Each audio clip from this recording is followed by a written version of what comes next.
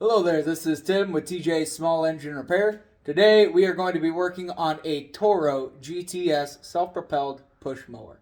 The customer brought this one in because they stated that when they pulled on the recoil rope, it only goes a little bit and then stops and it will not crank over.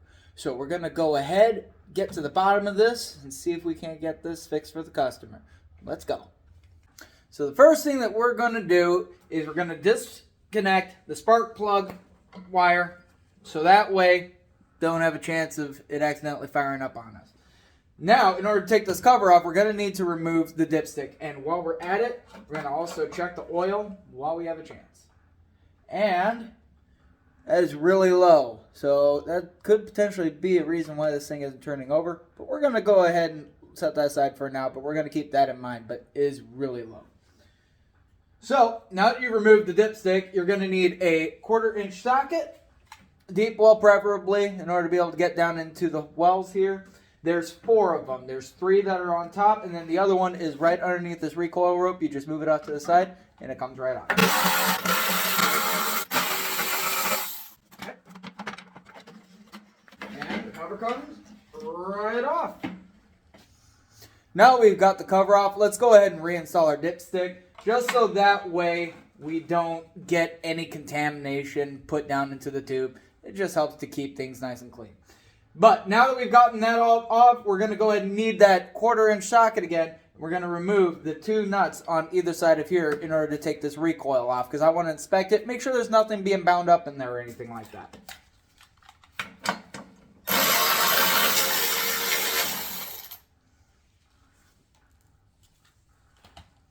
Okay, and this should just slide right off. Alright, so now we're going to go ahead and just pull on this recoil here real quick and just make sure it's not being bound up for any reason. And it's not. The paws come out just like they're supposed to. It's not being bound up at all. So I'd say the recoil is good.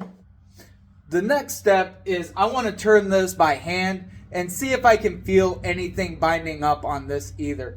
Now, to make this easier on myself, I'm going to go ahead and remove the spark plug. Now on this one, it's going to need a 13/16 socket in order to remove that spark plug.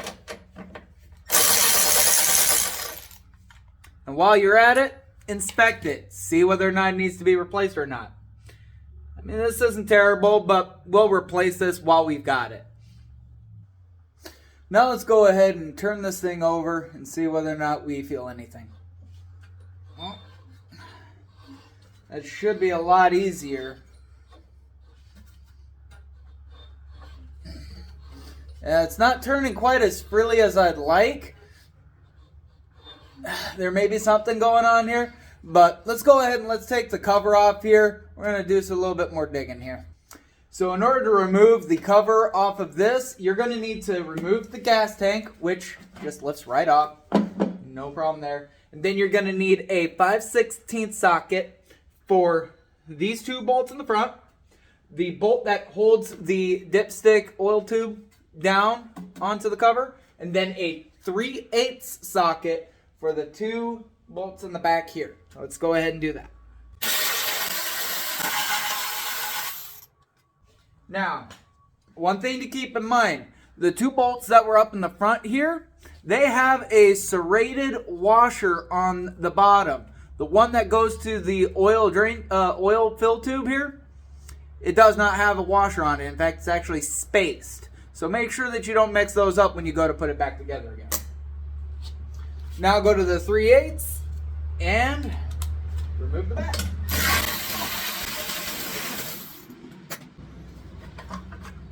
And cover comes right off. Now that we've got the cover off, we can take a look at the flywheel as well as our pickup coil. Make sure that we aren't seeing anything weird happening here. Now, the reason why I want to look at this is because the customer told me they actually replaced their coil recently. So I want to take a look at just make sure there's nothing happening there. Turns over. Okay. Well, one thing I'm immediately noticing right off the bat, I'll show you this here. So this right here is the flywheel and this right here is your coil.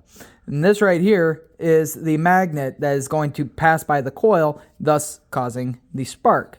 Now, I want you to look at the gap right here. Let's see if I can catch this on film. So, you see how wide that gap is? That is not supposed to be that wide at all. And then, if we go ahead and we turn over here, this thing is dang near touching. So I believe this is the reason why we've been having an issue here. My diagnosis is that this has not been installed correctly. This is touching when it's not supposed to. I feel that if we get this uninstalled and reinstalled correctly, we're going to go ahead and free this up and we are not going to have any more issues. Alright, so what you're going to need is that 1/4-inch socket again to remove the 2 bolts that are holding this coil in place. And I'm going to go ahead and remove this because I just want to inspect it, make sure that I'm not seeing any major damage to it at all, see if it needs to be replaced at all. And based off of what I'm seeing, I think we're going to be okay. We're just going to go ahead and get this reinstalled correctly with the proper gap. And while we're at it, I'm also looking at the magnet to make sure that that's okay too. That looks to be fine. So we're going to go ahead and re-gap this. And let's see if we can't get this thing moving. So in order to gap this coil properly, what you're going to want is you're going to want to take a business card. You know, you can use mine, DJ Small Engine Repair. You're going to go ahead and use that business card to create the gap. You want your magnet facing forward, and then you're going to want the coil set right on top. It's going to attract because it is magnetic, so it is going to hold itself there in place. And you're going to want to make sure that you've got your holes aligned for your bolts. And you're going to go ahead and hand thread them a couple times. We don't want to cross thread. And then tighten them down.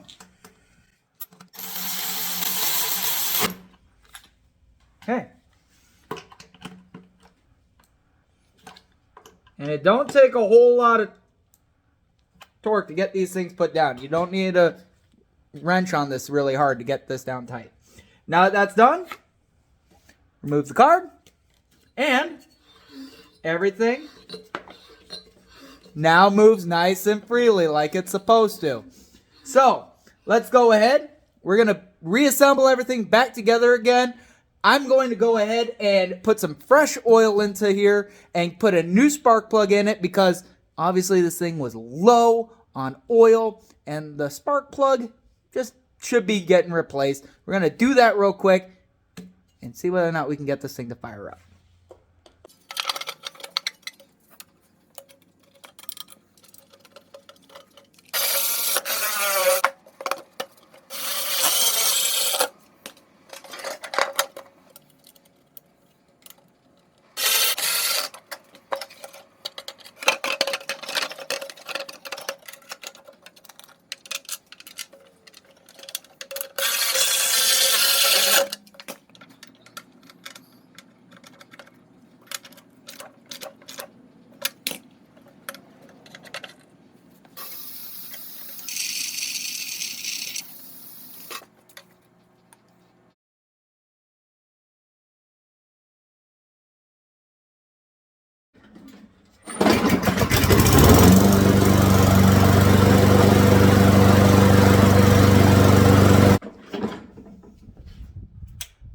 Like it.